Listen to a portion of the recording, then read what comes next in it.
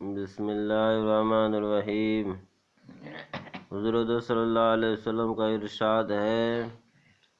کہ صدقہ کرنا مال کو کم نہیں کرتا، صدقہ کرنے سے مال کم نہیں ہوتا، اور کسی خطاوار کے قصور کو معاف کر دینا معاف کرنے والے کی عزت ہی کو بڑھاتا ہے، اور جو شخص اللہ جل شانہ کی رضا کی خاطر تواضع اختیار کرتا ہے، حق تعالی شانہ اس کو رفعت و بلندی عطا فرماتے ہیں۔ حضرت صلی اللہ علیہ وسلم کا ارشاد ہے کہ صدقہ کرنا مال کو کم نہیں کرتا، اور کسی خطاوار کے قصور کو معاف کر دینا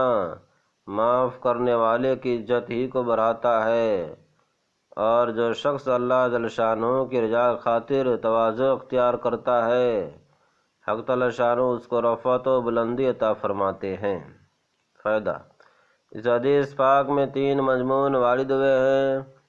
نمبر 1 یہ کہ صدقہ دینے سے ظاہر کے اعتبار سے اگرچہ مال میں کمی معلوم ہوتی ہے نا، سنی دھیان سے کہ صدقہ اگر کریں گے تو لگتا یہ ہے کہ مال ہمارا کم ہو جائے گا، لیکن اللہ پاک کہہ رہے نہیں، میں اس کو بڑھاؤں گا، اور بیاج لگتا ہے، بیاج لیں گے تو بڑھے گا مال، نہیں، اللہ تعالیٰ کہتے ہیں بیاج لینے سے میں بیاج کو کیا کروں گا، بیاج کے مال کو گھٹاؤں گا، نقصان کروں گا، اس پر حالات پریشانی مصیبت ڈالوں گا۔ لیکن صدقہ کرنے سے بندہ اللہ کی حفاظت میں آ جاتا ہے، اس پر جو ہے مصیبت پریشانی نہیں آتا ہے، اس کا مال اور بڑھتا ہے، دنیا آخرت میں ثواب ملتا ہے۔ اس لیے کوئی مدرسے والے آ جائے، کوئی مسجد کا آ جائے، یا غریب مسکین آ جائے، اس کو جو ہے پھٹکارنا نہیں چاہیے، بلکہ جتنا ہو سکے کم تھوڑا ہی اس کو دیں۔ لیکن حقیقت میں دیکھیے کی غرض سے اگر یہ کہ صدقہ دینے سے ظاہر کے اعتبار سے اگرچہ مال میں کمی معلوم ہوتی ہے، اگر صدقہ دیں گے تو مال گھٹ جائے گا، معلوم ہے تو رہی چلی نا، لیکن حقیقت میں مال میں اس سے کمی نہیں ہوتی، بلکہ اس کا بدل و نعم البدل آخرت میں تو ملتا ہی ہے، جیسا کہ اب تک کی سب آیات اور روایات سے بکثرت معلوم ہو چکا ہے، دنیا میں بھی اس کا اکثر بدلہ ملتا ہے۔ دیکھیے کی غرض ہے، سنیے جی، اللہ کے راستہ میں خرچ کرے چھے تو یہاں پر حدیث میں اللہ کے نبی کہہ رہے ہیں کہ اس کا بدل تو آخرت میں تو ملتا ہی ہے، آخرت میں تو ثواب ملوے کرتے، لیکن دنیا میں اللہ پاک اس کو چڑھا بڑھا کے دیں گے۔ اس لیے خوب اللہ کے راستے میں ہم خرچ کریں۔ دنیا کے بینک میں آگ لگ سکتا ہے، لیکن اللہ کے بینک میں آگ لگنے والا نہیں ہے۔ دنیا میں اکثر اس کا بدل ملتا ہے، جیسے کہ آیت میں نمبر 14 پر اس کی طرف اشارہ گزر چکا ہے، اور نمبر 20 پر تو گویا اس کی تشریح گزر چکی ہے کہ جو کچھ تم اللہ کے راستے میں خرچ کرو گے، اللہ جل شانہ اس کا بدل عطا کرے گا۔ اور اس آیت کے ذیل میں حضرت صلی اللہ علیہ وسلم کے متعدد ارشادات اس کی تائید میں گزر چکی ہے، اور حدیث کے ذیل نمبر 2 پر حضرت صلی اللہ علیہ وسلم کا ارشاد گزر چکا ہے کہ روزانہ 2 فرشتے دعا کرتے ہیں کہ اللہ خرچ کرنے والے کو بدل عطا فرما، اور روکنے والے کو مال کو برباد کر۔ دیکھیے فرشتوں دعا کری روزانہ 2 فرشتہ، یا اللہ جو غریب کو دیتا ہے، مسکین کو دیتا ہے، جو آپ کے راستے میں خرچ کرتا ہے، اس کو مال کو یا اللہ اور بڑھا دے، اس کو بدلہ عطا فرما، جو روک کے رکھتا ہے، بخیل ہے، یا اللہ اس کو تو برباد کر دے۔ دیکھیے اللہ حضرت ابو قبصہ اللہ عنہ فرماتے ہیں کہ حضرت صلی اللہ علیہ وسلم نے ارشاد فرمایا،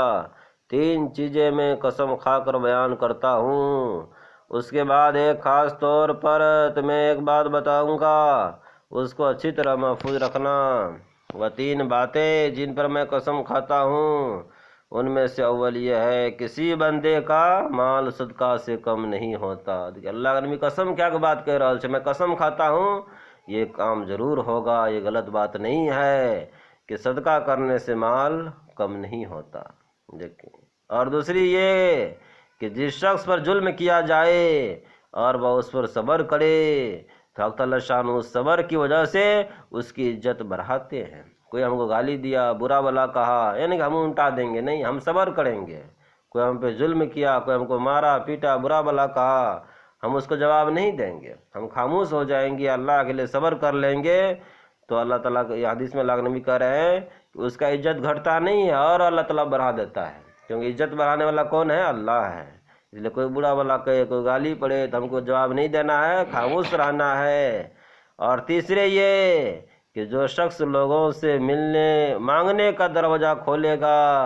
حق تعالی شان اس پر فقر کا دروازہ کھولتے ہیں۔ دیکھیے کرو سے مانگنا نہیں چاہیے، ای دادے او دادے نہیں، جو اللہ دیا ہے اس پر ہم راضی رہیں گے۔ کہہ رہے ہیں جو لوگوں سے مانگتا ہے اس پر اور اللہ تعالیٰ غریبی فقیری ڈال دیتا ہے۔ ان تینوں کے بعد ایک خاص بات تمہیں بتاتا ہوں، اس کو محفوظ رکھو، یہ کہ دنیا میں 4 قسم کے آدمی ہوتے ہیں۔ ایک وہ جس کو اللہ تعالیٰ شانہ نے علم عطا فرمایا اور وہ اپنے علم کی وجہ سے اپنے مال میں اللہ سے ڈرتا ہے کہ اس کی خلاف مرضی نہیں کرتا، بلکہ صلہ رحمی کرتا ہے، اللہ کے لیے اس مال میں نیک عمل کرتا ہے، اس کے حقوق ادا کرتا ہے، یہ شخص سب سے اونچے درجے میں ہے۔ دوسرا شخص وہ ہے جس کو اللہ شانہ نے علم عطا فرمایا اور مال نہیں دیا، اس کی نیت سچی ہے، وہ تمنا کرتا ہے کہ اگر میرے پاس مال ہوتا تو میں بھی فلاں کی طرح سے نیک کاموں میں خرچ کرتا، تو حق تعالی شانہ اس کی نیت کی وجہ سے اس کو بھی وہی ثواب دیتا ہے جو پہلے کا ہے، اور یہ دونوں ثواب میں برابر ہو جاتے ہیں۔ تیسرے وہ شخص ہے جس کو حق تعالی شانہ نے مال عطا کیا مگر علم نہیں دیا، وہ اپنے مال میں گڑبڑ کرتا ہے، بے محل لہو عیب اور شہوتوں میں خرچ کرتا ہے، یہ شخص قیامت میں خبیث ترین درجہ میں ہوگا۔ چوتھا وہ شخص ہے جس کو حق تعالی شانہ نے نہ مال دیا عطا کیا نہ علم عطا کیا، وہ تمنا کرتا ہے اگر میرے پاس مال ہو تو میں بھی فلاں یعنی تیسرے لہو لعب کی طرح خرچ کروں، تو اس کو اس نیت کا گناہ ہوگا اور وبال میں دونوں برابر ہو جائیں گے۔ السلام۔